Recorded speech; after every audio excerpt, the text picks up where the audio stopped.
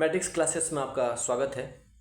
जैसा कि आपको पता है कि 72वीं बीपीएससी का डेट दे दिया है और 72वीं बीपीएससी में जो सबसे ज़्यादा इम्पोर्टेंट फैक्टर है, यदि मैं उसको क्रम से बोलूँ तो सबसे ज़्यादा आपका करंट अफेयर्स फैक्टर है।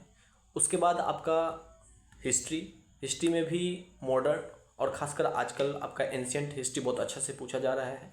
उसके बाद बिहार और उसके बाद आपका आता है साइंस। इसके बाद यदि आपका कोई सब्जेक्ट आप लेना चाहते हैं तो वो आपका पॉलिटी, इकोनॉमिक्स और फिर ज्योग्राफी को आप ले सकते हैं।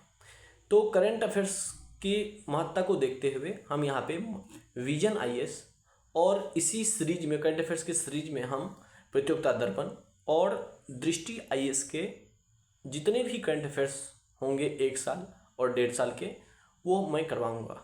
तो इसी सीरीज में अभी जिस हिसाब से अवेलेबल हो रहा है आपका मार्केट में, तो उसी हिसाब से मैं आपका करंट अफेयर्स करवाते जाऊंगा।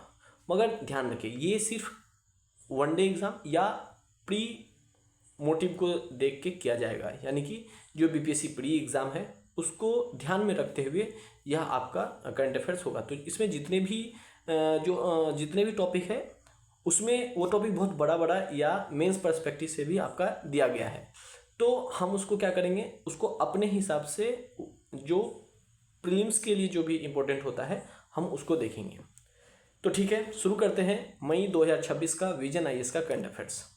तो इसमें आपको दिखेगा कि जिस हिसाब से देखिए, जिस हिसाब से आपका कंटेंट दिया हुआ है इसका, ये आपको दिख रहा होगा।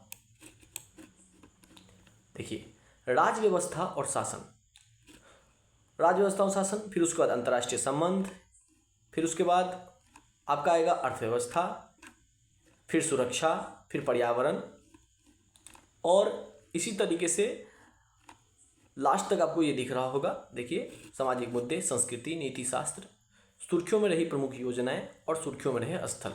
ठीक है, तो हम इसको एक एक करके करेंगे जहाँ तक संभव होता है, वीडियो ज़्यादा लंबा ना हो और आपको मतलब जो निचोड़ है वो आपको मिल जाए। तो हम स्टार्ट करेंगे यहाँ पे राज्य व्यवस्था, क्या बोलते हैं, राज्य व्यवस्था एवं शासन से। ठीक है, तो हमारा टॉपिक होगा, ये आपको दिख रहा होगा, संविधानवाद, जनहित याचिका, पंचायत उन्नति सूचकांक। ठीक है, तो चलिए, थोड़ा सा यदि ब्लर हो रहा होगा तो नेटवर्क का प्रॉब्लम है इस कारण से, मगर बाद में ये साफ हो जाएगा। देखिए,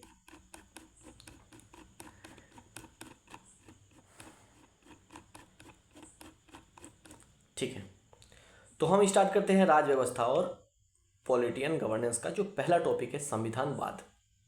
ठीक है, देखेंगे अपने प्रीलिम्स के लिए इसमें कौन कौन सा चीज़ है जो इम्पोर्टेंट होगा। ठीक है,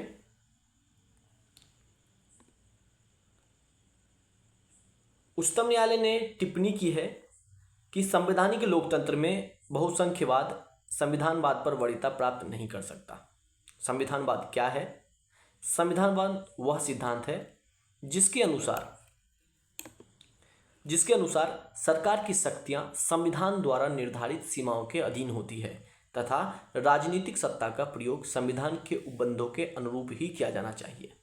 तो संविधान एक औपचारिक दस्तावेज अथवा दस्तावेजों का समुच्चय है जिसमें किसी देश या संगठन के शासन के मूल सिद्धांत, विधियां, संस्थागत संरचना तथा प्रक्रियाएं निर्धारित की गई है।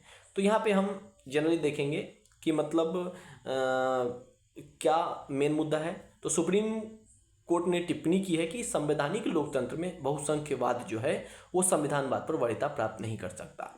आजकल आप देख रहे होंगे, जैसे जंतर मंतर पर प्रोटेस्ट है या बहुत सारे आप जगहों पे देख रहे हैं कि ग्रुप बना के, एक दबाव समूह या प्रेशर ग्रुप बना के, मतलब इस तरीके का प्रेशर किया जाता है कि कहीं ना कहीं संविधान जो है उसके नीचे दब जाता है। चाहे वह किसी भी पार्टी के परिप्रेक्ष्य में मैं नहीं बोल रहा हूँ, जनरली तौर पे भी आप यह देखे होंगे कि कोई भी प्रेशर समूह बना के सरकार या संविधान को नीचे करने का कोशिश कर रहा है। तो इसी के संबंध में सुप्रीम कोर्ट ने यह बिल्कुल साफ कर दिया है कि संविधान लोकतंत्र में बहुसंख्यवाद, जो बहुसंख्यकी के तौर पे या बहुत सारे ग्रुप बना के जो प्रेशर क्रिएट किया जाता है वह कभी भी संविधान के ऊपर नहीं रह सकता।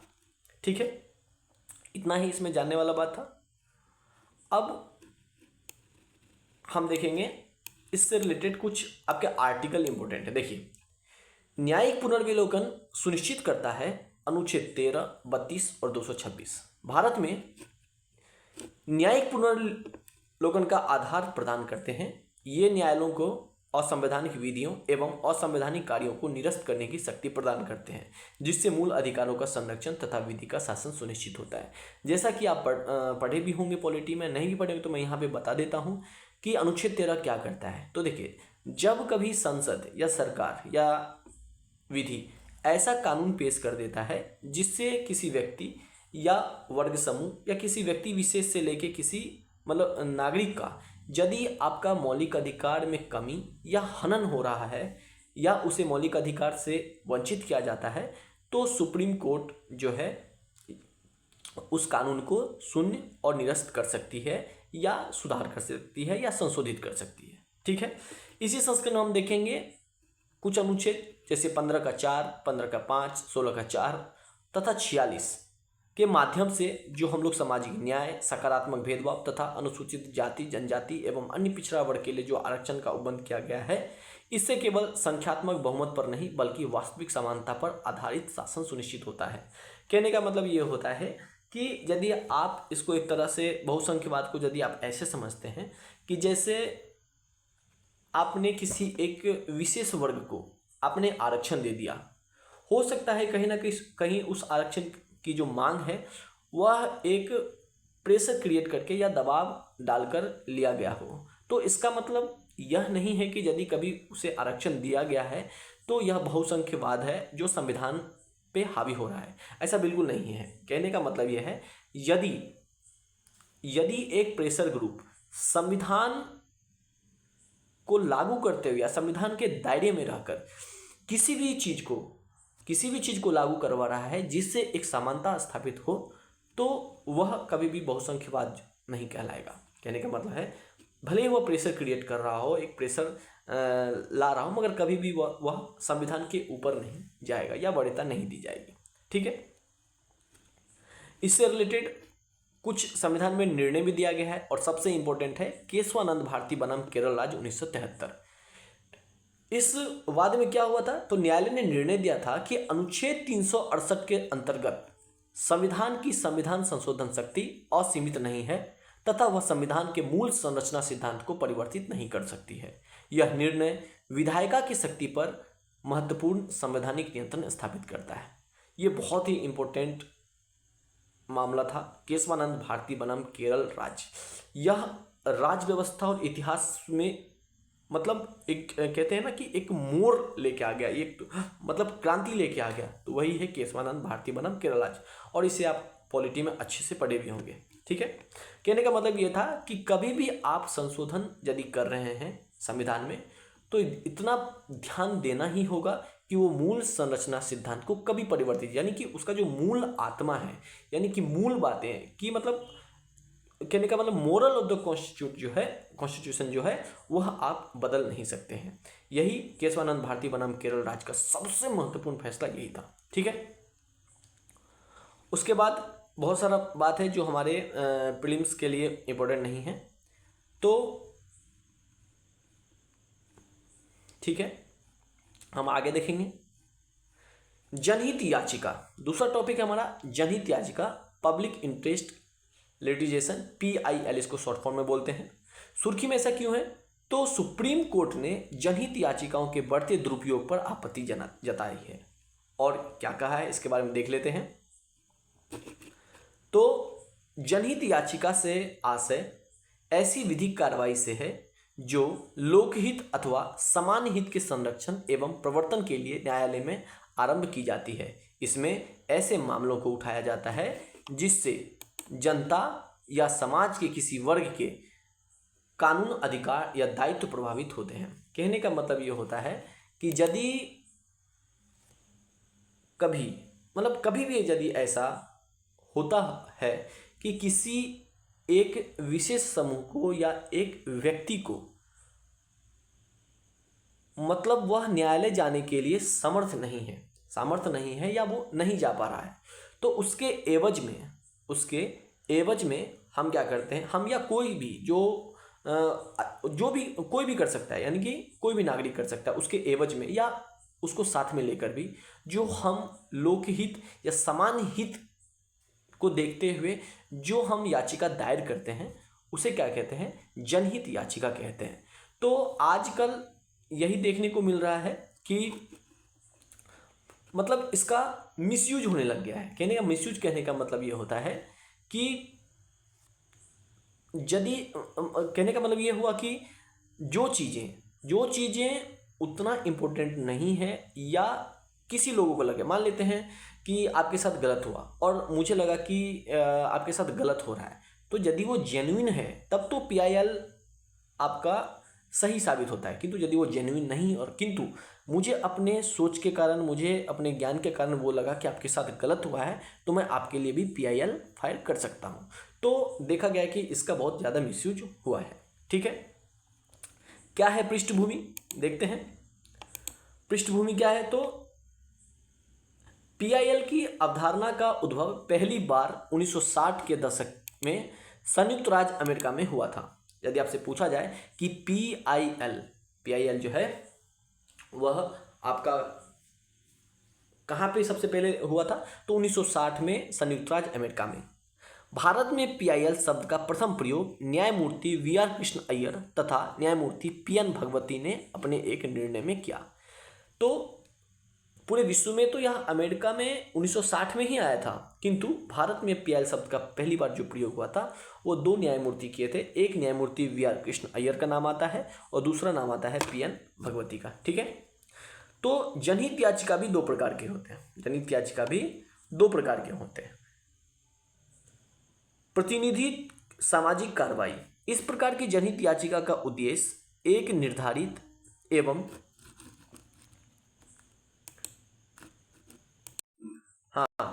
प्रतिनिधि सामाजिक कार्रवाई हम देख रहे थे कि जनहित याचिका जो है वह दो प्रकार के होते हैं। कहा जा रहा है कि इस प्रकार की जनहित याचिका का उद्देश्य एक निर्धारित एवं वंचित वर्ग को न्याय दिलाना होता है। ठीक है, थोड़ा सा मैं इसको फ्लाइट मोड में या मोबाइल डाटा ऑफ कर देता हूँ। ठीक है, तो यहाँ पे हम देखेंगे कि पहला जो प्रतिनिधिक सामाजिक कार्रवाई है उसका क्या यूज होता है या उसका प्रयोग कब होता है।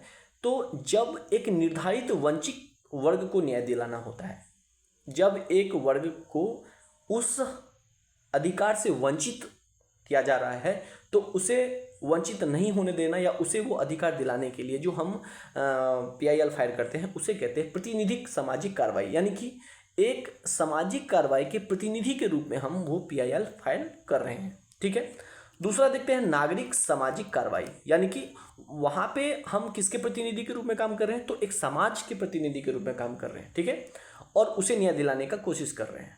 तो ये हुआ एक प्रतिनिधिक सामाजिक कार्रवाई। दूसरा है नागरिक सामाजिक कार्रवाई। इस प्रकार की जनहित याचिका समाज के व्यापक वर्ग को प्रभावित करने वाले सामूहिक अधिकारों की रक्षा के लिए दायर की जाती है। ठीक है, दूसरा है कि मतलब कहने का मतलब ये होता है कि जब यह नागरिक समूह के लिए जब कोई भी फैसला नागरिक समूह के अधिकार के विपरीत जा रहा हो, तो नागरिक समूह को यदि आपको न्याय दिलाना है तो उस कंडीशन में जो आप पीआईएल फाइल करेंगे वो कहलाता है नागरिक सामाजिक कार्रवाई। ठीक है, तो दो प्रकार का हमने देख लिया है और पीआईएल के बारे में हमने देख लिया कि यह 1960 में यूएसए में शुरू किया गया था और जो भारत में है वह दो न्यायमूर्ति के द्वारा यह पहली बार प्रयोग किया गया था, एक कृष्ण अय्यर, दूसरा पीएन भगवती। ठीक है, जनहित याचिका एवं पारंपरिक वाद में अंतर, कि आखिर जनहित याचिका क्या है और पारंपरिक वाद क्या है। तो कहा जा रहा है कि जनहित याचिका में याचिकाकर्ता ऐसा तृतीय पक्ष हो सकता है जिसका विवाद से प्रत्यक्ष व्यक्तिगत संबंध ना हो, जबकि पारंपरिक वाद में याचिकाकर्ता विवाद से संबंधित दोनों पक्षों में से एक होता है।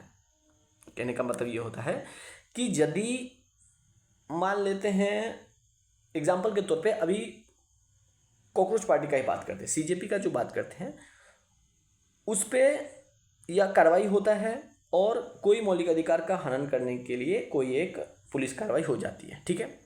और मैं वकील हूँ, तो मुझे लगा कि उन लोगों के साथ गलत हुआ है, तो मैं क्या करूँगा, एक तीसरा पक्ष के रूप में, यानी कि मुझे कोई भी प्रॉब्लम नहीं हुआ उन पुलिस कार्रवाई से, मगर मुझे लगा कि यहाँ पे उन लोगों का मौलिक अधिकार या मूल अधिकार का हनन हो रहा है या कानून का मिसयूज हो रहा है, तो मैं क्या करूँगा, तृतीय पक्ष के रूप में वहाँ पे एक पीआईएल फाइल करूँगा, ठीक है। पीआईएल फाइल होने के बाद जो मतलब जो अंतर हम लोग देख रहे हैं तो वो कहलाएगा जनहित याचिका, ठीक है। लेकिन अब पारंपरिकवाद क्या है, तो पारंपरिकवाद में जो मतलब जो पिटिशनर होता है वो कहीं ना कहीं किसी ना किसी एक पक्ष से ताल्लुकात रखेगा ही रखेगा। जैसे मान लीजिए यदि मैं पिटिशनर हूँ, यदि मैं पीआईएल फाइल कर रहा हूँ, तो कहीं ना कहीं मेरा उन वो झगड़ा से या जो भी मुद्दा है उनसे कहीं ना कहीं किसी ना किसी रूप में संबंधित होना जरूरी है, ठीक है। अब देखेंगे कि भारत में जनहित याचिका के बढ़ते उपयोग के क्या कारण हैं। तो ये मेंस पॉइंट ऑफ व्यू से देखा जा सकता है, हम लोगों को इसमें पूछने का ज़्यादा मतलब जरूरी नहीं है, हम लोग वनडे एग्जाम और प्रीलिम्स के पॉइंट ऑफ व्यू से देख रहे हैं इन टॉपिकों को, ठीक है। चलें, अब कुछ मामला है जो हम लोग देख लेते हैं, बहुत इंपॉर्टेंट है, देख लीजिए। ये कुछ मामला जो है यहाँ पे तो आपको देखना ही पड़ेगा। देखिए,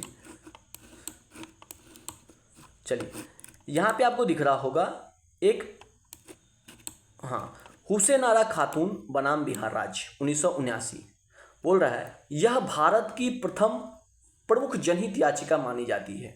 क्यों?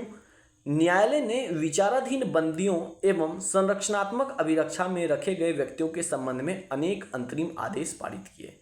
कहने का मतलब ये होता है, मतलब कहा जाता है कि जो हुसैन आरा खातून है, इसे अभी तक का जो मोस्ट इम्पोर्टेंट पीआईएल फाइल बोलते हैं उसमें से इसको रखा जाता है। ये कैदी से संबंधित था कि उसके मौलिक अधिकार का हनन हो रहा है, तो उसके अभिरक्षा के लिए यह पीआईएल फाइल किया गया था, ठीक है। इसी तरीके से आपके लिए जो इम्पोर्टेंट हो जाता है वह है विशाखा बनाम राजस्थान 1997 बोल रहा है, इस पीआईएल में सुप्रीम कोर्ट ने निर्णय दिया कि कार्यस्थल पर लैंगिक उत्पीड़न अनुच्छेद 14, 15 एवं 21 का उल्लंघन है। इसके परिणाम स्वरूप विशाखा दिशा निर्देश या विशाखा गाइडलाइंस जारी किए गए, जो बाद में कार्यस्थल पर महिलाओं का लैंगिक उत्पीड़न निवारण प्रतिषेध एवं प्रतितोष अधिनियम 2013 पॉस एक्ट का आधार बना, ठीक है, जिसे पॉक्सो एक्ट कहते हैं, उसका यह आधार बना। तो क्या है यह मामला, विशाखा बनाम राजस्थान राज्य। तो जब भी हम देखते हैं किसी ऑफिस में या किसी सार्वजनिक स्थल पर या जो भी ड्यूटी आवर्स है जहाँ पे महिलाएं काम करती है, तो किसी ना किसी कारण से उन्हें लैंगिक उत्पीड़न देखने को मिलता है, चाहे वह ईव टीजिंग हो या कैसे भी करके, मतलब चाहे वो प्रेशर में हो। तो सुप्रीम कोर्ट ने माना कि जो लैंगिक उत्पीड़न हो रहा है किसी कार्यस्थल पर जो कार्यशील महिलाएं हैं, वह कहीं ना कहीं अनुच्छेद 14, 15 एवं 21 का उल्लंघन है। तो इसके लिए सुप्रीम कोर्ट ने एक गाइडलाइंस तैयार किया जिसे विशाखा गाइडलाइंस कहते हैं, ठीक है, जहाँ पे यह बात बताया गया था कि जो कार्यस्थल पर यदि महिलाओं के साथ लैंगिक उत्पीड़न का कोई मामला आता है तो उसे विशाखा गाइडलाइंस के मतलब अंदर में उसे उस पर कानूनी कार्रवाई होगा। बाद में यही आगे चल के 2013 में जो पॉक्सो एक्ट बना था, तो यह उसका बेस बना था। यदि आपसे पूछा जाएगा कि आखिर विशाखा दिशा निर्देश का क्या इंपॉर्टेंस है, तो विशाखा गाइडलाइंस को देखते हुए जो सुप्रीम कोर्ट ने निकाला था पहले, उसी को देखते हुए पॉक्सो एक्ट में इसका यूज किया गया था, ठीक है। अब कहने का मतलब एक और है, देख ही लेते हैं। झारखंड बनाम शिवशंकर वर्मा 2022 का यह केस है, ताज़ा है, देख लेते हैं। सुप्रीम कोर्ट ने कहा कि जनहित याचिका दायर करने वाले याचिकाकर्ता की सद्भावना अत्यंत महत्वपूर्ण है तथा प्रारंभिक स्तर पर ही उसकी जांच की जानी चाहिए। कहने का मतलब जो याचिकाकर्ता है वह बहुत सद्भावना रूप से, मतलब सद्भावना के तौर पे या पीआईएल फाइल करता है, तो कहीं ना कहीं उसकी जो प्रारंभिक कार्रवाई है, जो उसका जो फर्स्ट स्टेज पे जो कार्रवाई होनी चाहिए, जैसे मान लीजिए आपने पीआईएल फाइल कब किया, जब आप परेशान हो गए, तो कहीं ना कहीं उसका जो प्राइमरी एक्शन है वह आप कम से कम लिया जाना चाहिए, ठीक है। यह था झारखंड बनाम शिवशंकर शर्मा। तो हमने 2 दिन केस देखा, एक हुसैन आरा खातून, दूसरा विशाखा बनाम राजस्थान राज्य 1997 और तीसरा जो हम देखे झारखंड राज्य बनाम शिवशंकर वर्मा। ठीक है, अब यहाँ पे मेंस पॉइंट ऑफ व्यू से है तो हम इसको नहीं देखेंगे। ठीक है, अब हम देखेंगे पंचायत उन्नति सूचकांक। ठीक है, PAI, पंचायत एडवांसमेंट इंडेक्स कहते हैं। ठीक है, चलिए तो क्या है यार, देखते हैं सुर्खी में क्यों है। तो पंचायती राज मंत्रालय ने वित्तीय वर्ष 2022 माफ कीजिएगा 2023-24 के लिए पंचायती उन्नति सूचकांक PAI 2.0 जारी किया है। ठीक है, क्या है पंचायती उन्नति सूचकांक क्या है? तो यह पंचायती राज मंत्रालय द्वारा प्रारंभ किया गया एक मूल्यांकन साधन है। इसका उद्देश्य भारत की 2.6 लाख से अधिक ग्राम पंचायत, उनके समकक्ष संस्थाओं द्वारा ग्रामीण विकास की विभिन्न क्षेत्रों में की गई क्रमिक प्रगति का आकलन करता है। कहने का मतलब क्या है, पंचायती राज मंत्रालय एक रिसर्च किए थे जो कम से कम 2.6 लाख से अधिक ग्राम पंचायतों पर इनका मतलब रिसर्च हुआ, जो इन्होंने मतलब रिसर्च किया, और उसके बाद जो इसका क्रमिक प्रगति है, कहने का मतलब क्या होता है, जो क्रमिक प्रगति का मतलब होता है एक के बाद मतलब एक कुछ अच्छा काम हुआ, फिर उसके बाद तुरंत एक अच्छा काम हुआ, तो एक के बाद एक जो प्रगति हो रहा है उसी को क्रमिक प्रगति बोलते हैं। तो उसका आकलन जो किया, उसी का रिसर्च जो रिजल्ट आया वही मतलब इसमें पंचायत उन्नति सूचकांक में जारी किया गया। ठीक है, तो क्या है और कितने विषय इसमें समाहित किए तो देखते हैं। यह सूचकांक सतत विकास लक्ष्यों के स्थानीयकरण के ढांचे पर आधारित है। इसमें 17 वैश्विक SDGs को पंचायती राज संस्थाओं के लिए उपयुक्त 9 विषयगत क्षेत्रों में समाहित किया गया। कहने का मतलब क्या होता है कि जो हम लोगों ने 17 लक्ष्य को रखा है SDG के अंतर्गत, तो उसमें से 9 विषय इसके क्षेत्र में आते हैं। ठीक है, तो इसमें 5 श्रेणी में जितने भी ग्राम पंचायत है उसको 5 श्रेणी में बांटा गया, और उनकी रैंकिंग क्या है, उनको कितने पॉइंट मिले, यह सब देखने के बाद क्या बोलते हैं, उनको 5 श्रेणी में बांटा गया। तो हम नीचे से ऊपर की ओर जाएंगे। सबसे पहले देखेंगे आरंभिक स्तर पे जो आता है उसको बोलेंगे D, यानी कि बिगिनर्स बोलते हैं। यदि किसी पंचायत को 40 से कम अंक आ रहा है तो उसे बिगिनर्स कहेंगे, और यदि 40 और 60 के बीच उसे अंक आ रहे हैं किसी पंचायत को, उसे एस्पायरेंट कहते हैं या आकांक्षी कहेंगे। ठीक है, और 60 से 75 यानी कि 75 से कम और 60 से ज़्यादा, 60 से 75 के बीच यदि किसी पंचायत को अंक आ रहे हैं तो वह परफॉर्मर, माफ कीजिएगा, परफॉर्मर की श्रेणी में आते हैं या बेहतर प्रदर्शन करता। और यदि 75 से 90 के बीच में यदि आ रहा है तो उसे फ्रंट रनर या अग्रणी कहते हैं, और पूर्ण प्राप्तकर्ता उसे कहते हैं जिसे A+ की श्रेणी में रखा गया, उसे 90 एवं उससे अधिक अंक यदि उसे अचीवर कहते हैं। यानी कि हम पहले क्या करते हैं, पहले बांट लेते हैं। सबसे पहले बिगिनर्स, उसके बाद एस्पायरेंट, उसके बाद परफॉर्मर, फिर फ्रंट रनर, और फिर क्या बोलते हैं, अचीवर। फिर से मैं एक बार बता देता हूँ, beginners, aspirant, performer, front runner और अचीवर। अंक कैसे बांटा गया है, तो 40 से कम, 40 से 60, 60 से 75, 75 से 90 और 90 से ज़्यादा। तो इस आधार पे उसे मतलब कि जो पंचायत है, पंचायत की रैंकिंग तय हुई। ठीक है, यदि मान लीजिए किसी को 40 और 60 के बीच अंक हुआ, जैसे मान लीजिए 55 अंक हुआ, तो वह इसके बीच में आता है, तो उसे क्या करेंगे, एस्पायरेंट श्रेणी में रखेंगे। ठीक है, तो यह आंकड़ा कितना पे जारी हुआ कि मतलब कितने राज्यों के पंचायत पे, तो PAI 2.0 जो है उसमें 33 राज्य और संघ राज्य क्षेत्रों द्वारा सत्यापित आंकड़े प्रस्तुत किए गए, जिसके परिणाम स्वरूप 97.30% का राष्ट्रीय सहभागिता स्तर दर्ज किया गया। ठीक है, तो यह ज़्यादा था PAI संस्करण 1.0 से, जो 2025 में प्रारंभ हुआ था। तो कितना ज़्यादा था, तो 2025 में इसका जो पहला संस्करण आया था उसमें 80.79% सहभागिता प्राप्त हुई थी। देखिए, ये BPSC प्रीलिम्स के लिए बहुत ही इंपॉर्टेंट टॉपिक है, और जो भी मैं लाइन बता रहा हूँ, तो जब भी आप सेट मारिएगा तो ऐसा क्वेश्चन आपको देखने को मिल सकता है। ठीक है, तो जो पहला संस्करण था उसमें आपका सहभागिता कितनी थी, तो 80.79 यानी कि 80.79%। किंतु इस बार जो PAI 2.0 PAI मतलब पंचायती उन्नति सूचकांक 2.0 जो इस बार आया था, इसमें सहभागिता कितना है, तो 97.30। ये बहुत बढ़ोतरी है, मतलब बहुत बड़ा परसेंटेज में आपका बढ़ोतरी है। ठीक है, तो दोनों में यदि हम तुलना करें PAI 2.0 में PAI 1.0 की तुलना में क्या प्रमुख सुधार हुए हैं, तो कुछ कुछ इसमें हुआ है जो पहले से बेहतर है। जैसे देखते हैं एकीकृत डेटा प्रविष्टि। फिर से मैं बता दूं ये सब मतलब मेंस के लिए ज़्यादा इंपॉर्टेंट होता है, फिर मैं एक बार देख लेता हूँ। ठीक है, पारदर्शिता एवं उत्तरदायित्व सुनिश्चित करने हेतु ग्राम सभा द्वारा अनिवार्य सत्यापन, केंद्रीय मंत्रालय एवं विभागों के राष्ट्रीय पोर्टलों से आंकड़ों का उन्नत स्वचालित स्थानांतरण, ऑटो पार्टिंग कहते हैं इसको। उसके बाद आंकड़ों की शुद्धता बढ़ाने हेतु सॉफ्ट एवं क्रॉस डाटा सत्यापन प्रणाली, सहज उपयोग हेतु रियल टाइम डैशबोर्ड की सुविधा, स्थानीय भाषाओं का समावेश। ठीक है, और जो निष्कर्ष निकला है उसमें क्या क्या निष्कर्ष निकला है उससे पहले मैं देख लेता हूँ। जो PAI 2.0 का जो विषय था वह टोटल 9 विषय को देखते हुए ही इसका रैंकिंग तैयार किया गया। तो वो विषय कौन कौन था, तो पहला विषय है गरीबी मुक्त एवं उन्नत आजीविका वाली पंचायत। ठीक है, यह सर SDG 17 के अंतर्गत आता है। दूसरा विषय है स्वस्थ पंचायत, तीसरा है बाल हितैषी पंचायत, चौथा है जल समृद्ध पंचायत, पांचवा है स्वच्छ एवं हरित पंचायत, छठा है आत्मनिर्भर अवसंरचना युक्त पंचायत, सातवां पोजीशन है सामाजिक रूप से न्यायपूर्ण एवं सुरक्षित पंचायत, और आठवां है सुशासन युक्त पंचायत, और लास्ट 9वां है महिला अनुकूल पंचायत।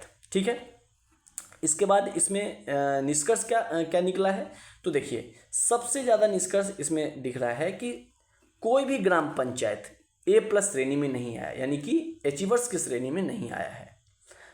लगभग 1.4% ग्राम पंचायत फ्रंट रनर श्रेणी में है।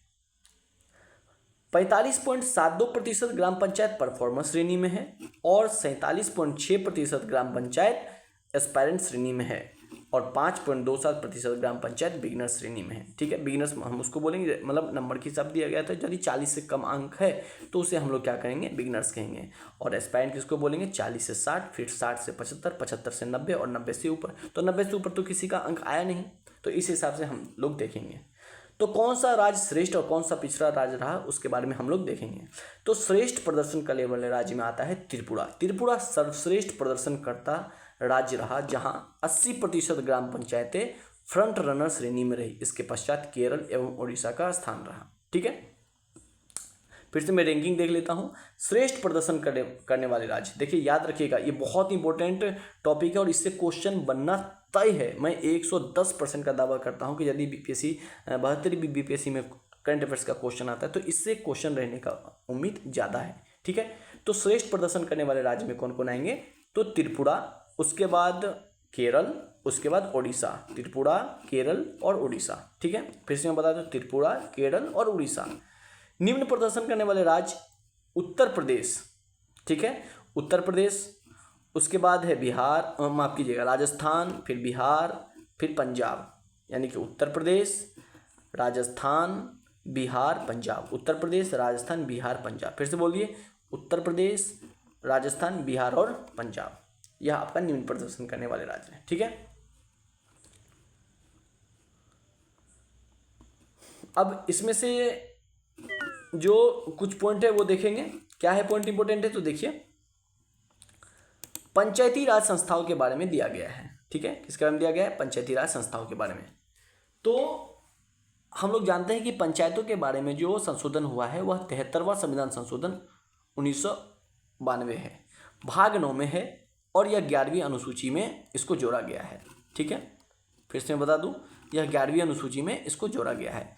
भाग 9 प्रत्येक राज्य में त्रिस्तरीय पंचायत व्यवस्था का उपबद्ध करता है, जिसमें त्रिस्तरीय पंचायत में जो आएगा सबसे निचला स्तर पर ग्राम स्तर, फिर मध्यवर्ती स्तर और फिर जिला स्तर। और 11वीं अनुसूची में 29 विषयों का उल्लेख है जिन्हें राज्य सरकारें पंचायतों को हस्तांतरित कर सकती है। कहने का मतलब, यदि मैं थोड़ा सा पॉलिटिकल रिव्यू लूँ एक पंचायती राज संस्था का, तो 73वां संविधान संशोधन के बाद यह संविधान में आपको देखने को मिलेगा। भाग 9 में 243 से लेकर 243 तक, और 11वीं अनुसूची में इसे जोड़ा गया है। भाग 9 में प्रत्येक राज्य में, भाग 9 के भाग 9 में इसका वर्णन है, जिसके अनुसार यह कहा गया है कि प्रत्येक राज्य में प्रत्येक राज्य में जहाँ पे संभव हो त्रिस्तरीय पंचायत व्यवस्था का उपबंध करता है। और यदि जनसंख्या कम है तो आप मध्यवर्ती स्तर को हटा सकते हैं। तो मध्यवर्ती स्तर यदि आपका त्रिस्तरीय पंचायत हो उसमें आपको ग्राम स्तर, मध्यवर्ती स्तर तथा जिला स्तर पर किया जाता है। ठीक है, विषय कितने हैं? तो 29 विषय हैं जिसे राज्य सरकारें पंचायतों को हस्तांतरित करती है। ठीक है, अब हम देखेंगे भारत निर्वाचन आयोग की नियुक्ति प्रक्रिया। ठीक है,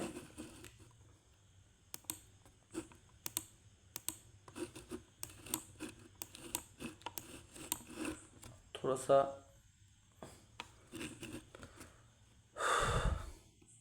भारत निर्वाचन आयोग की नियुक्ति प्रक्रिया। तो हम देखेंगे कि भारत निर्वाचन आयोग जो है उसकी नियुक्ति प्रक्रिया कैसे होती है। ठीक है, सुर्खी में क्यों है? तो भारत के उच्चतम न्यायालय ने भारत निर्वाचन आयोग ईसीआई के सदस्यों की वर्तमान नियुक्ति व्यवस्था को निर्वाचित सरकार की निरंकुशता कहा है। ठीक है, निरंकुशता क्यों कहा है और इसके पीछे क्या कहानी है इसको हम समझते हैं। बोल रहा है उच्चतम न्यायालय ने, सुप्रीम कोर्ट ने यह टिप्पणी मुख्य निर्वाचन आयुक्त एवं अन्य निर्वाचन आयुक्त की नियुक्ति, सेवा शर्तें एवं पदावधि अधिनियम 2023 को चुनौती देने वाली याचिका की सुनवाई के दौरान की। याचिकाकर्ता ने तर्क दिया, मतलब जो याचिका किया है उन्होंने तर्क दिया कि 2023 का जो अधिनियम है अनूप वर्णवाल बनाम भारत संघ 2023 के निर्णय की भावना को कमजोर करता है।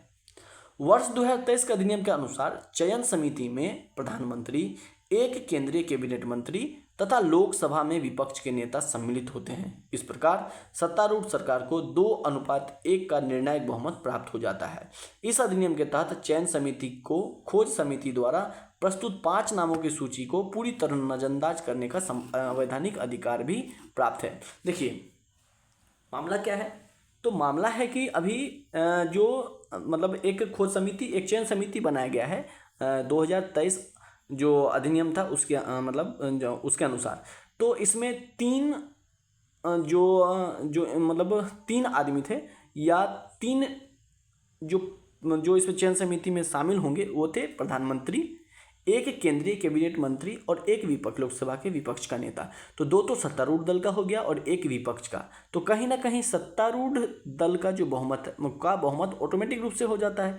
तो जो ईसीआई जो निर्वाचन आयोग होंगे, जो मुख्य निर्वाचन आयुक्त होंगे, वह कहीं ना कहीं इस बात का मतलब संदेश दिया जाता है कि उनकी नियुक्ति यदि सत्तारूढ़ दल के मन से होगी तो कहीं ना कहीं वह आने वाले इलेक्शंस और जितने भी चुनाव होते हैं उसमें सत्तारूढ़ दल को किसी न किसी तरीके से वह क्या करेंगे, सपोर्ट करेंगे। यदि 2:1 से सत्तारूढ़ दल आगे है तो चयन समिति की जो खोज समिति है और वो जो 5 नाम देते हैं तो उन्हें नजरअंदाज करने का भी जो अधिकार है वह सत्तारूढ़ दल को 2:1 से प्राप्त हो जाता है। इसी की निंदा करते हुए जो सुप्रीम कोर्ट है उन्होंने कहा कि यह निर्वाचित सरकार की निरंकुशता है। ठीक है, अब हम देखेंगे भारत निर्वाचन आयोग से संबंधित उपबंध।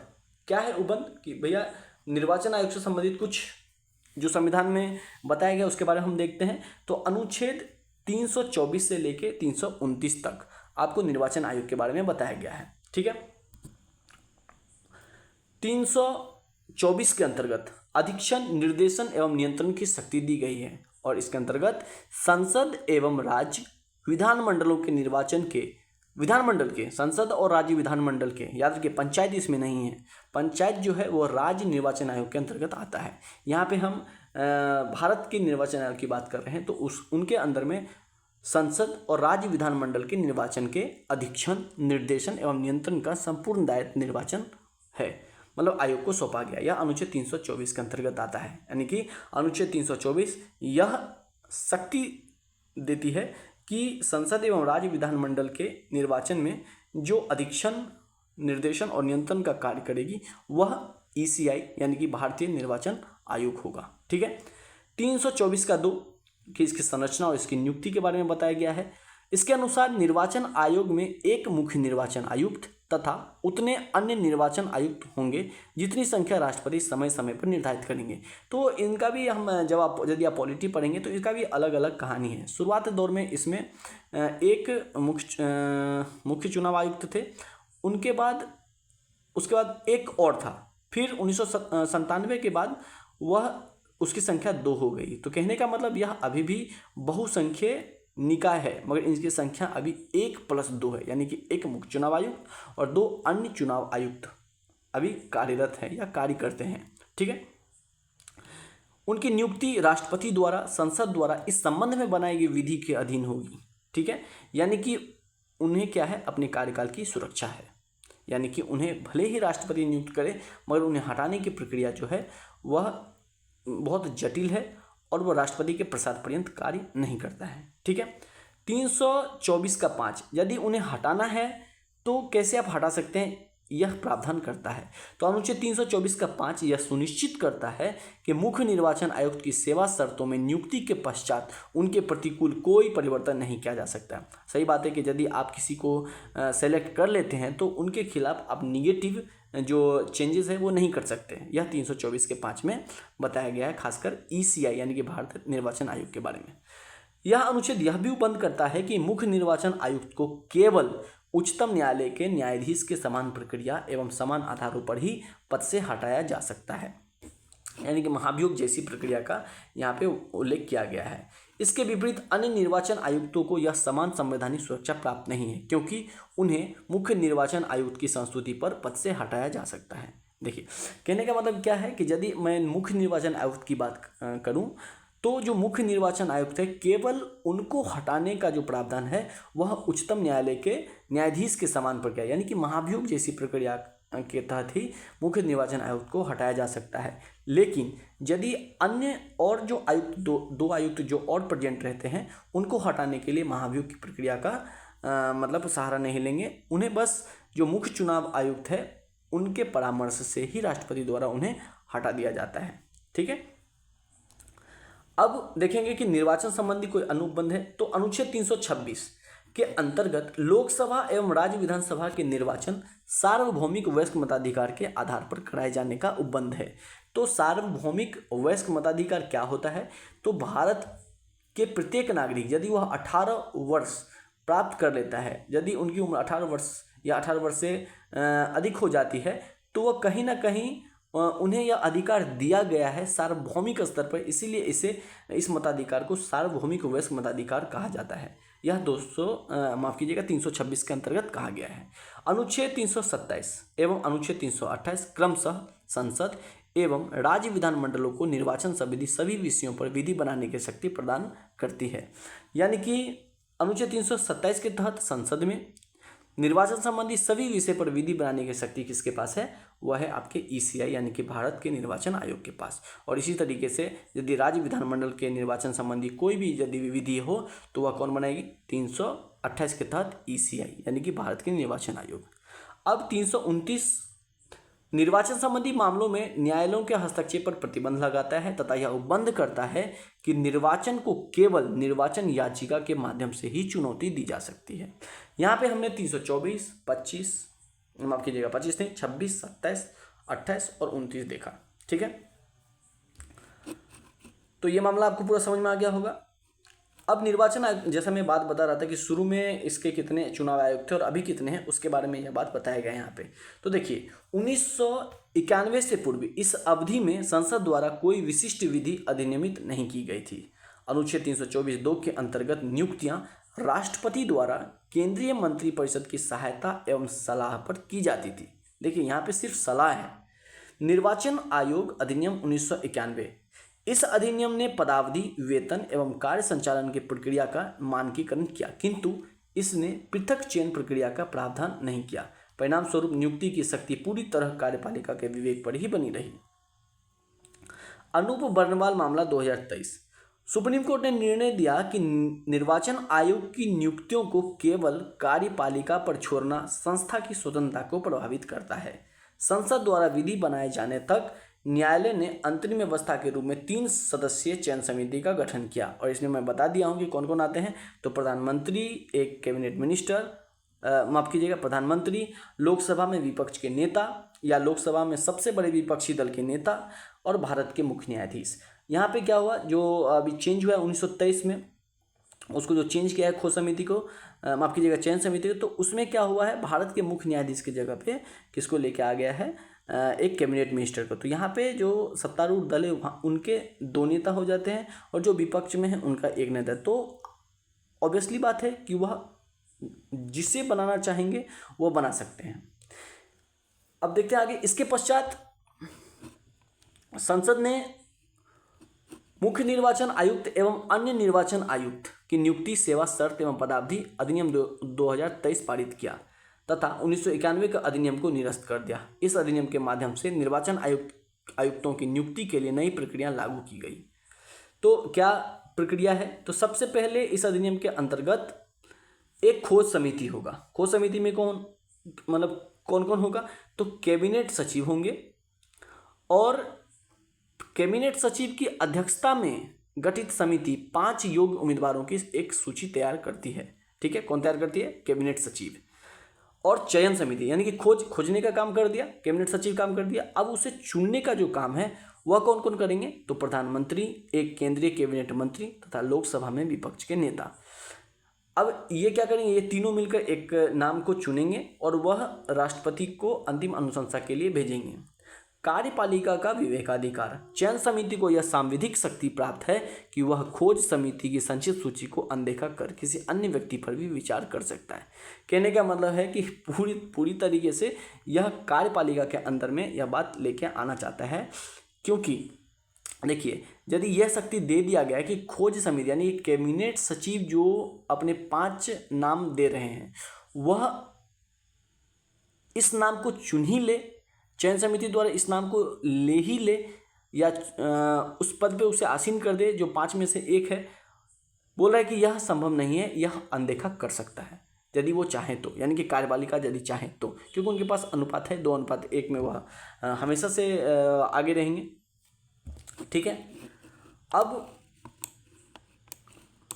बोल रहा है एक बहुत इंपॉर्टेंट टॉपिक है कि मुख्य निर्वाचन आयुक्त एवं निर्वाचन आयुक्तों की नियुक्ति हेतु चयन समिति की संरचना पर सुझाव। तारकुंडे समिति 1975, गोस्वामी समिति 1990 एवं विधि आयोग 255वीं रिपोर्ट 2015, इन सभी ने 3 सदस्यीय कॉलेजियम की अनुशंसा की जिसमें निम्नलिखित सदस्य हों। वही बात है जो पहले थे, प्रधानमंत्री, लोकसभा के विपक्ष के नेता और एक CJI। ठीक है,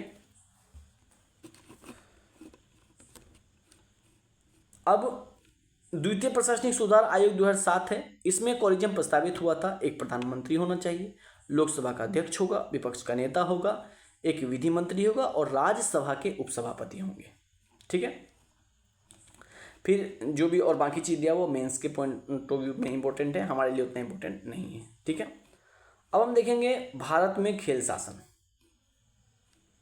ठीक है, क्या है खेल शासन, सुर्खी में क्यों है, क्योंकि हाल ही में राष्ट्रीय खेल शासन बोर्ड अधिनियम 2026 तथा राष्ट्रीय खेल अधिकरण नियम 2026 अधिसूचित किए गए हैं। ठीक है, एक बोर्ड नियम है और एक अधिकरण नियम 2026 सूचित किया गया है। तथ्य क्या है, तो ये नियम राष्ट्रीय खेल शासन अधिनियम 2025 के प्रावधानों के तहत बनाए गए हैं। 7वीं अनुसूची, जो खेल जो है किस अनुसूची का विषय है, तो 7वीं अनुसूची की राज्य सूची की प्रविष्टि 33 के अंतर्गत शामिल है। तो खेल किसका विषय है, तो राज्य सूची। इसीलिए खेलों का विनियमन मुख्यतः राज्यों के अधिकार क्षेत्र में आता है। खेल से संबंधित नीतिगत ढांचे के तहत राष्ट्रीय खेल नीति 2025 और खेल प्रसारण सिग्नल प्रसार भारती के साथ अनिवार्य साझाकरण अधिनियम 2007 शामिल है। नोट, राष्ट्रीय खेल नीति 2025 ने 2001 की राष्ट्रीय खेल नीति का स्थान लिया है। ठीक है, इसका नाम चेंज हो गया है। जो राष्ट्रीय खेल नीति है उसका नाम 2001 का जो राष्ट्रीय खेल नीति है वह राष्ट्रीय खेल नीति 2025 बन गया है। ठीक है, अब एक राष्ट्रीय खेल बोर्ड है जिसे राष्ट्रीय खेल शासन नियम 2026 कहा गया है। इसमें संरचना कैसा होगा, तो एक अध्यक्ष होगा और 2 सदस्य होंगे और इसकी नियुक्ति केंद्र सरकार द्वारा एक खोज सह चयन समिति की सिफारिशों के आधार पर की जाएगी। कार्यकाल कितना होगा, 3 वर्ष या 65 वर्ष की आयु प्राप्त करने तक, जो भी पहले हो उसके अनुसार रिटायरमेंट या पद मतलब इसका जो कार्यकाल है वह तय होगा। यह एक ये एक अतिरिक्त कार्यकाल के लिए पुनः नियुक्ति के पात्र होंगे। ठीक है, यह भी इम्पोर्टेंट है कि यदि एक बार ये बन गए तो दूसरी बार भी बन सकते हैं। ठीक है, अब ठीक है, यह इम्पोर्टेंट नहीं है हम लोगों के लिए। ठीक है, तो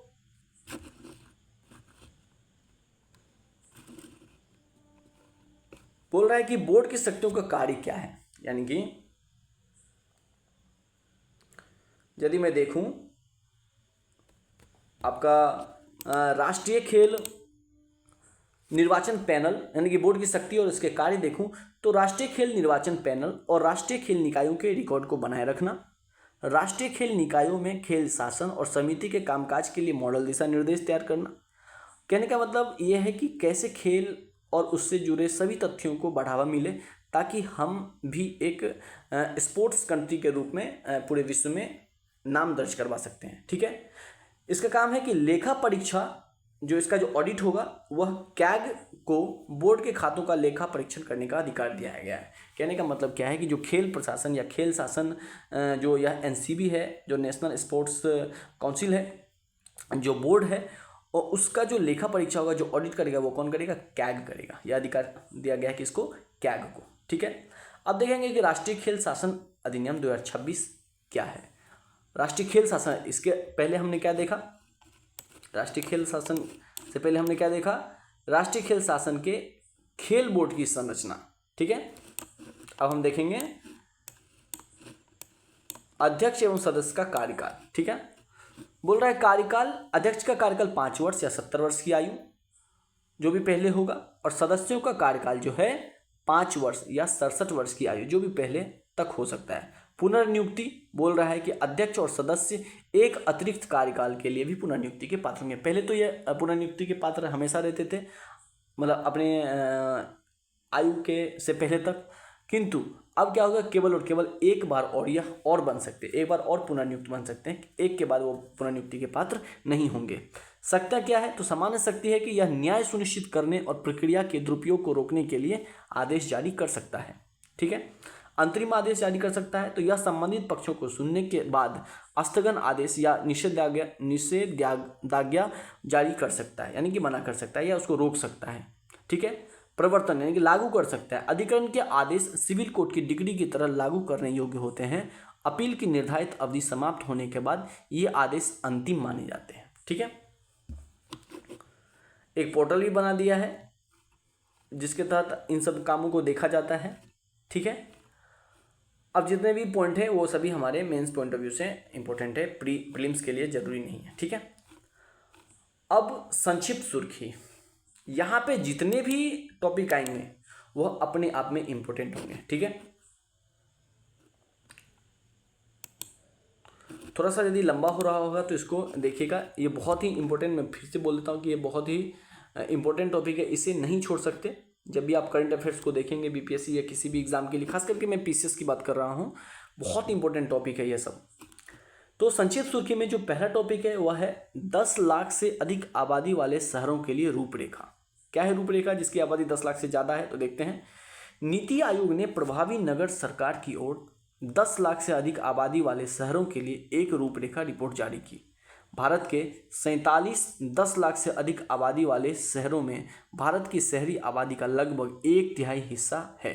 ये भारत की जीडीपी में 60% का योगदान करते हैं। तो यदि 10 लाख से आबादी वाले शहरों की संख्या आपसे पूछा जाए तो उसकी संख्या कितनी है?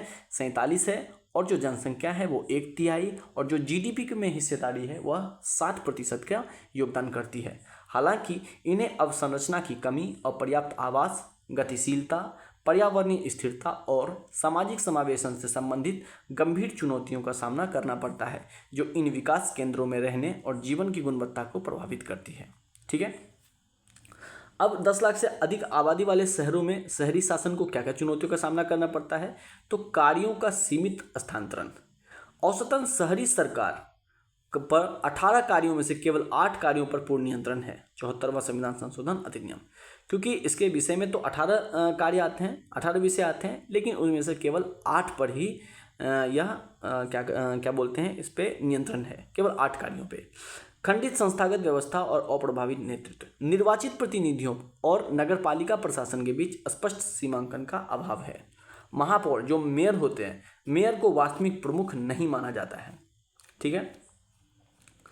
निम्न राजस्व आधार और धन का सीमित हस्तांतरण, स्वयं के स्रोतों से कम राजस्व, आबद्ध अनुदान पर निर्भरता, राज्य वित्त आयोग के गठन में देरी, अपर्याप्त संस्थाकरण और उनकी सिफारिशों का चयनात्मक कार्यान्वयन। कहने का मतलब होता है कि उनके कार्यान्वयन के लिए जो भी वित्त पोषण होता है और उसके लिए जो आपका राज्य वित्त आयोग गठन होता है वो उसमें देरी हो जाती है, जिसके कारण बहुत सारे समस्या को देखने को मतलब बहुत सारी समस्याएं जो वो सामने आती है, जिसे पार कर पाना बहुत मुश्किल है, क्योंकि इसकी संख्या बहुत ज़्यादा होती है। आप मान सकते हैं कि पूरे भारत की जनसंख्या का 1/3 से अधिक है। ठीक है। अब रिपोर्ट जो दिया गया है, जो रिपोर्ट है उसमें क्या क्या बातें कही गई है। तो नेतृत्व, निश्चित कार्यकाल के साथ प्रत्यक्ष रूप से निर्वाचित महापौर और सशक्त महापौर परिषद की व्यवस्था की जानी चाहिए। ठीक है। एकीकृत सेवा वितरण, जल, स्वच्छता और परिवहन जैसी सेवाओं को नगर स्थानीय शासन के तहत लाने की जरूरत है ताकि बेहतर समन्वय हो सके। नगर निगम की वित्तीय स्रोतों को बढ़ाना, संस्थाओं का पुनर्गठन, कानूनी और नीतिगत सुधार, यह सब सिफारिश की गई है, जिससे आप जो यह आबादी वाले जो शहर है उसमें जितनी भी चुनौती है उसको हम लोग दूर कर सकते हैं। ठीक है। अब हम देखेंगे नागरिकता संशोधन अधिनियम 2026 CAA। मतलब ये तो बहुत ही ज़्यादा इंपॉर्टेंट टॉपिक है, इसको आराम से देखिएगा। ठीक है। केंद्रीय गृह मंत्रालय ने नागरिकता नियम 2026 अधिसूचित किए। इसका उद्देश्य प्रवासी भारतीय नागरिक यानी कि overseas citizen of India OCI, ठीक है, कार्ड धारकों से संबंधित प्रक्रियाओं को सरल बनाना और नाबालिगों के लिए पासपोर्ट नियमों को सख्त बनाना है।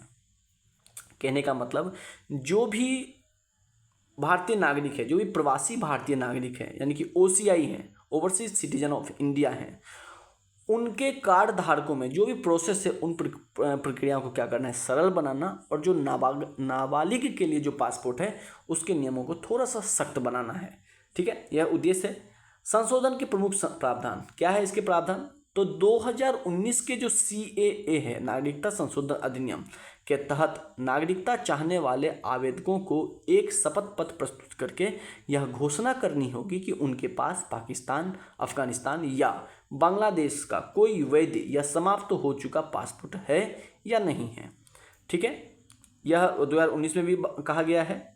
नाबालिग के लिए दोहरे पासपोर्ट पर प्रतिबंध, एक नया प्रावधान यह अनिवार्य करता है कि कोई भी नाबालिग भारतीय पासपोर्ट रखने के साथ साथ किसी अन्य देश का पासपोर्ट धारण नहीं कर सकता। यदि उनके पास यह पासपोर्ट है तो कहीं ना कहीं वह कानून के अंदर एक मतलब जुर्म के भागीदारी होंगे। ठीक है। अब 2009 के नियमों के तहत किसी भारतीय के भारत के बाहर पैदा हुए बच्चे का भारतीय दूतावास में पंजीकरण कराते समय माता पिता को केवल यह घोषणा करनी होती थी कि बच्चे के पास किसी अन्य देश का पासपोर्ट नहीं है। EOCI में अब क्या होगा, अब OCI का दर्जा पारंपरिक फिजिकल कार्ड के साथ साथ इलेक्ट्रॉनिक्स रूप में भी जारी किया जा सकता है।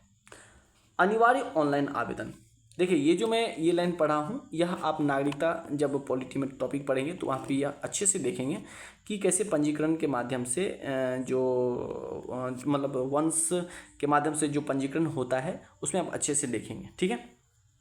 एक डेट फिक्स किया हुआ है और उस डेट फिक्सेशन के साथ साथ एक कंडीशन दिया गया है। ठीक है। अब हम देखेंगे अनिवार्य ऑनलाइन आवेदन। पंजीकरण सहित सभी OCI प्रक्रियाएं अब निर्धारित पोर्टल के माध्यम से पूरी तरह से ऑनलाइन होंगी।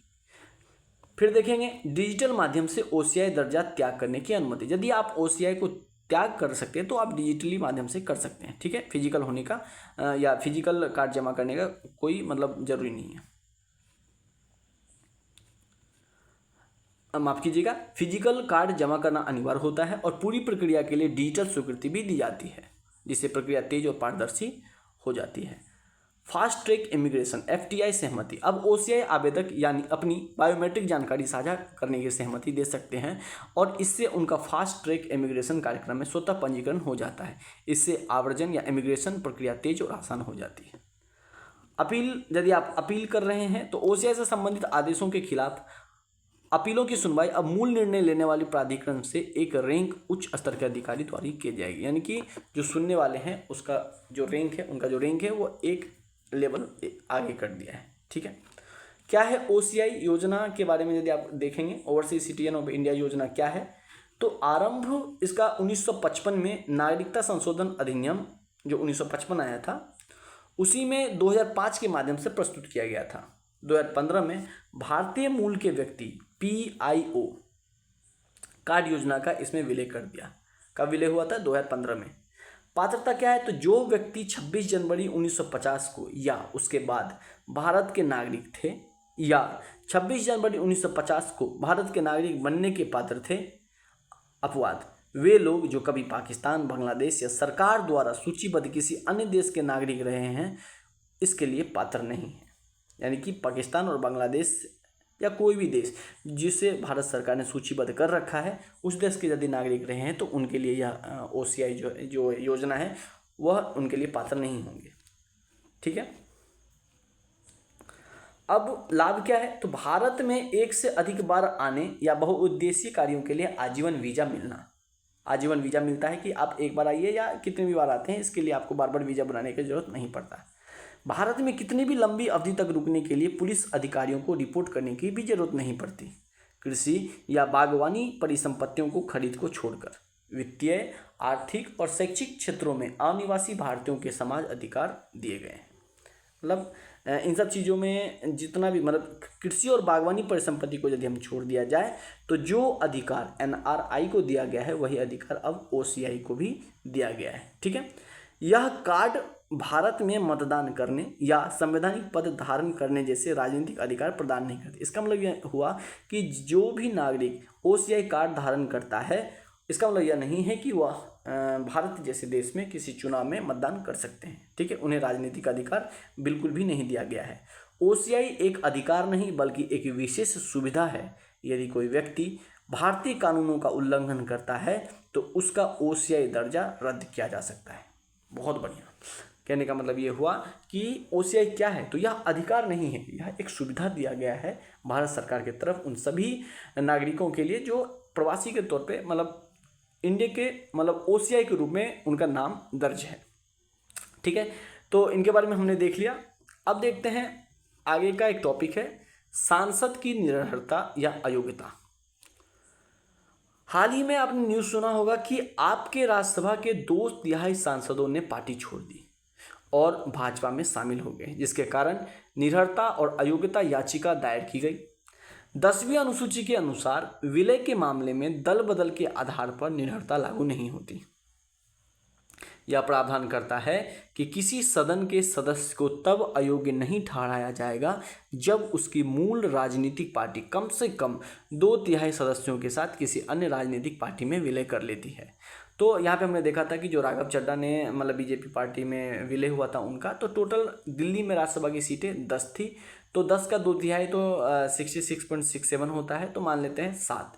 तो 7 सदस्यों के साथ वह विलय कर गए थे, तो उन्हें दल बदल जो 10वीं अनुसूची के अनुसार जो दल बदल है उसके अनुसार उन्हें अयोग्य नहीं ठहराया जा सकता है। इसके लिए ही याचिका दायर की गई थी। निरर्हता याचिका में तर्क दिया गया कि 10वीं अनुसूची के तहत केवल विधायकों द्वारा दल बदलना पर्याप्त नहीं है, बल्कि मूल राजनीतिक दल का वास्तविक रूप से किसी अन्य दल में विलय होना आवश्यक है। इसमें जो याचिका जो दायर किए थे, जो PIL फाइल किए थे, उनका कहना यह था कि जो 10वीं अनुसूची के तहत जो विधायक केवल मिल रहा है, यानी कि मान लीजिए 10 में से 7 विधायक जाके मिल गया, तो क्या उस पार्टी के जो मूल राजनीतिक दल है यानी कि जो कोर मेंबर है, क्या उनका भी विलय के पक्ष में तर्क मतलब पॉजिटिव है या वो नकारात्मक रूप से प्रभावित हो रहा है? तो यदि वो नकारात्मक रूप से प्रभावित हो रहा है या वो नहीं चाहते हैं कि कोई विलय हो, किसी प्रकार का विलय हो, तो वहाँ पे यह रद्द हो जाए, ये कहना था जो याचिका दायर किए थे कि वो निर्भर हो जाए या अयोग्य हो जाए। 10वीं अनुसूची और संसद या विधानसभा के सदस्यों की यदि हम अयोग्यता की बात करें तो लोकप्रिय रूप से इसे दल बदल विरोधी कानून कहा जाता है। 1985 के 52वें संविधान संशोधन के माध्यम से इसे संविधान में जोड़ा गया। 91वें संविधान संशोधन अधिनियम ने 1/3 विभाजन के प्रावधान को हटाकर इसे कम से कम 2/3 कर दिया, जिससे दल बदल विरोधी कानून थोड़ा सा मजबूत हुआ। कहने का मतलब ये होगा कि 1985 में जब 52वां संविधान संशोधन हुआ था तो उसमें जो विलय करने की जो नंबर जो सदस्य संख्या थी वह कुल सदस्य संख्या की 1/3 थी, ठीक है, जिससे 91वें संविधान संशोधन जब हुआ उसमें इसकी संख्या क्या कर दी गई, 2/3। कहने का मतलब पहले 10 में से 3 को ही लेके जाना था तो दल बदल हो जाता था तो आसान रहता था, उसे थोड़ा सा और मजबूत किया कि अब 10 में से भैया आप 7 लेके जाइए, ठीक है, 7 लेके जाइए, तब आपका दल बदल अयोग्य नहीं होगा। उद्देश्य, क्या उद्देश्य था, तो राजनीतिक दल बदल का मुकाबला करना और लोकतंत्र की रक्षा करना। अयोग्यता का आधार क्या था, तो स्वेच्छा से राजनीतिक दल की सदस्यता त्याग दीजिए।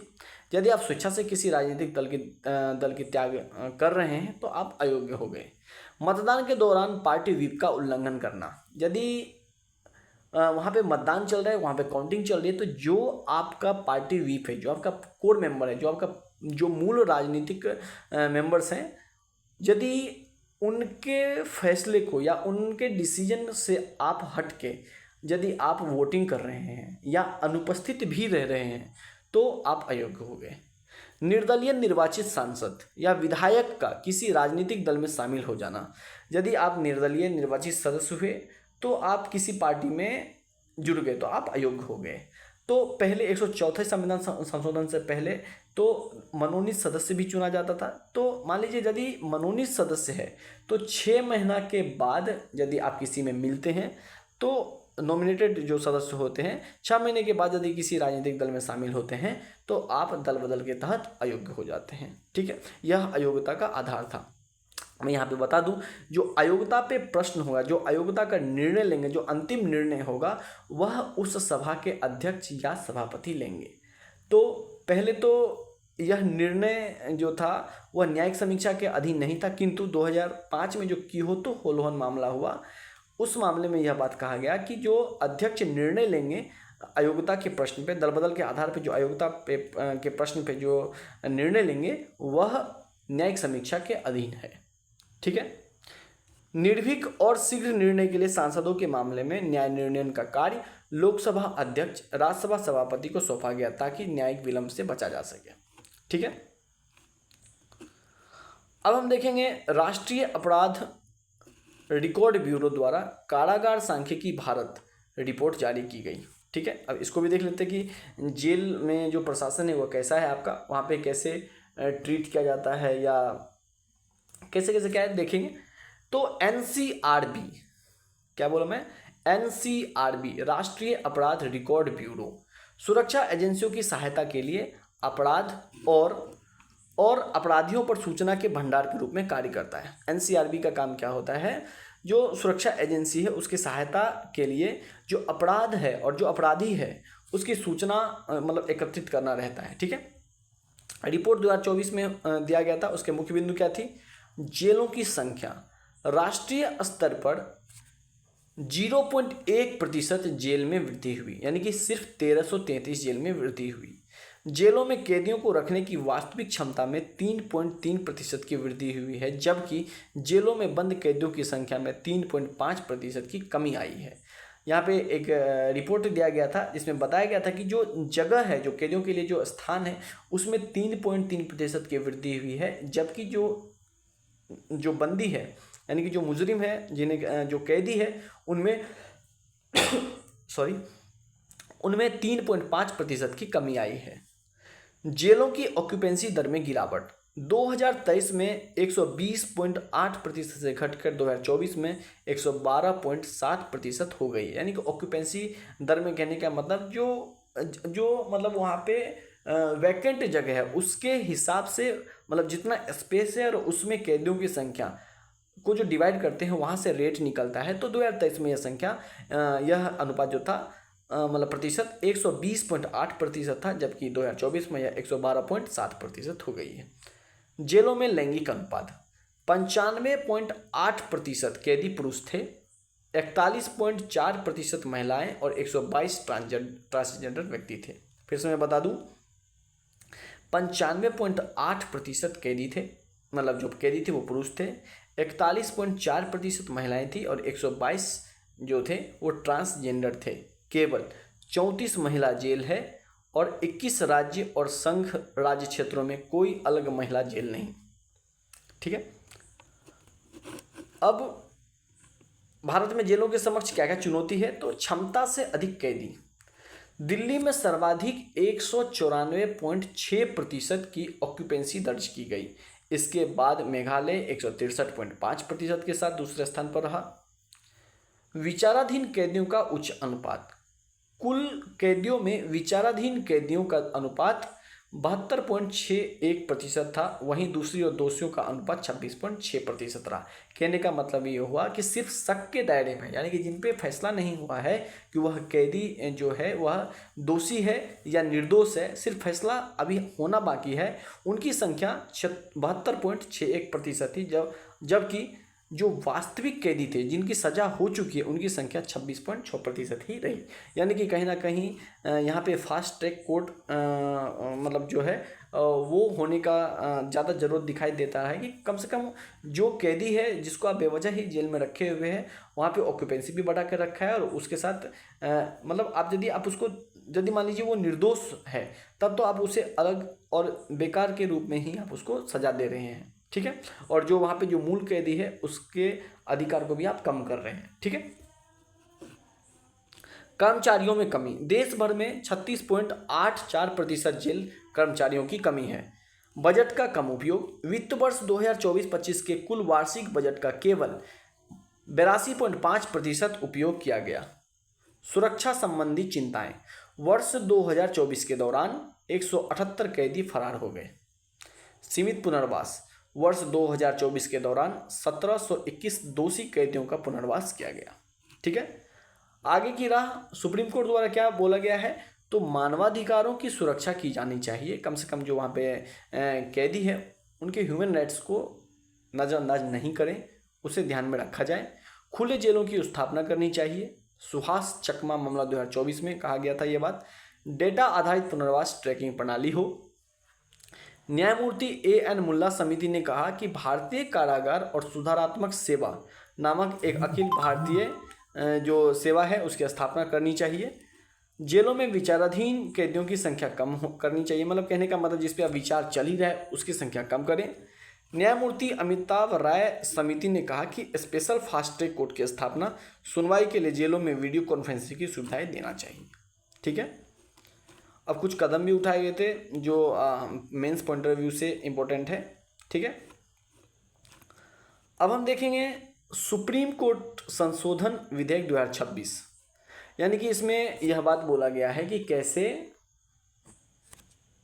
कैसे मतलब शुरुआत जब आप स्टार्टिंग सुप्रीम कोर्ट का स्टार्टिंग देखेंगे तो वहाँ पे न्यायाधीशों की संख्या CJI मिला के टोटल कितने थे, 7। समय के साथ यह बढ़ता गया तो अभी कुछ दिन पहले तक इसकी संख्या कितनी थी, 33 + 1। तो इसे बढ़ाने की बात चल रही है। अब इसकी संख्या 37 + 1 यानी कि कुल मिलाकर मुख्य न्यायाधीश मिलाकर इसकी संख्या 38 करने का विचार चल रहा है। ठीक है। तो केंद्रीय मंत्रिमंडल ने उच्चतम न्यायालय यानी कि न्यायाधीशों की संख्या संशोधन विधेयक 2026 को मंजूरी दी है। क्या है इसमें, क्या बात बोला गया है, तो इस विधेयक का उद्देश्य सुप्रीम कोर्ट अधिनियम 1956 में संशोधन करना है। यह विधेयक पारित हो जाने के बाद उच्चतम न्यायालय में न्यायाधीशों की संख्या वर्तमान 33 से बढ़कर 38 यानी कि 33 से बढ़कर 37 हो जाएगी। इस 33 और 37 में मुख्य न्यायाधीश को छोड़ दिया गया है, यानी कि यदि हम मुख्य न्यायाधीश को भी सम्मिलित करें तो इनकी संख्या 34 से बढ़कर 38 हो जाएगी। ठीक है। संवैधानिक और विधिक पृष्ठभूमि क्या है सुप्रीम कोर्ट के बारे में, हम यदि हम न्यायाधीश के बारे में देखेंगे तो संविधान के अनुच्छेद 124 के तहत भारत में उच्चतम न्यायालय की स्थापना का प्रावधान है। साथ ही संसद को समय समय पर न्यायाधीशों की संख्या निर्धारित करने का भी अधिकार दिया गया है। तो सुप्रीम कोर्ट के जो CJI उनकी नियुक्ति का अधिकार किनको दिया गया है, तो उनकी नियुक्ति का अधिकार राष्ट्रपति को दिया गया है। किंतु जो न्यायाधीशों की संख्या होगी यह समय समय पर संसद तय करेगी कि न्यायाधीशों की संख्या कितनी होगी। ठीक है।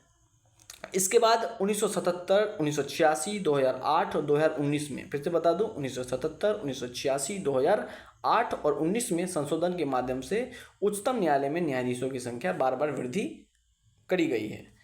उच्चतम न्यायालय अधिनियम 1956 के माध्यम से प्रारंभ में न्यायाधीशों की संख्या 10 सीजेआई को छोड़कर निर्धारित की गई थी। 1956 में जब यह संशोधन हुआ था, जब अधिनियम लाया गया था, तो उसमें कहा गया था कि सीजेआई को छोड़ के इनकी संख्या कितनी होगी, 10। फिर समय समय पर यानी कि 1977, 86, 2008 और 2019 में जब इनमें संशोधन किया गया तो इसकी संख्या फिलहाल 2019 के अधिनियम के लेटेस्ट 2019 के अधिनियम में इसकी संख्या 33+1 थी।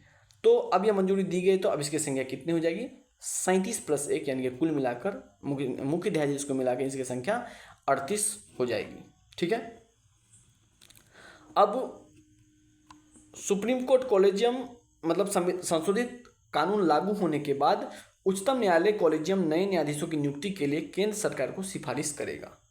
भारत के मुख्य न्यायाधीश कॉलेजियम के सदस्यों के साथ परामर्श करके उच्चतम न्यायालय में न्यायाधीशों की नियुक्ति का प्रस्ताव शुरू करते हैं। कहने का मतलब है कि जो सीजेआई है वो कॉलेजियम के सदस्यों के साथ परामर्श करेंगे। परामर्श के बाद जो नियुक्ति का जो भी प्रस्ताव है वह शुरू करेंगे। ठीक है। कॉलेजियम की सिफारिशें केंद्रीय विधि और न्याय मंत्री को भेजी जाती है। जो भी कॉलेजियम का डिसीजन हुआ वो कहाँ भेजा जाता है, केंद्रीय विधि और न्याय मंत्री को भेजा जाता है, जो उन्हें प्रधानमंत्री को सौंपते हैं। अंत में प्रधानमंत्री राष्ट्रपति को न्यायाधीश की औपचारिक नियुक्ति के लिए सलाह देते हैं।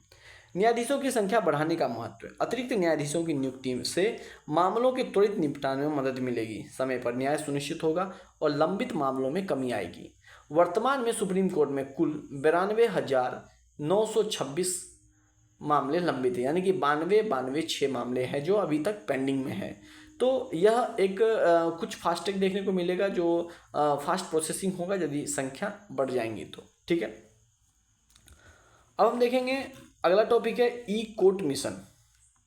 क्या है ई कोर्ट मिशन? अब छोटा छोटा टॉपिक है, थोड़ा देख लेते हैं। यदि वीडियो लंबा भी हो रहा है तो थोड़ा सा बस कुछ देर के लिए एडजस्ट किए। अभी 1:11 हो रहा है तो 1:30 तक देखिए, हो जाएगा। ई कोर्ट मिशन।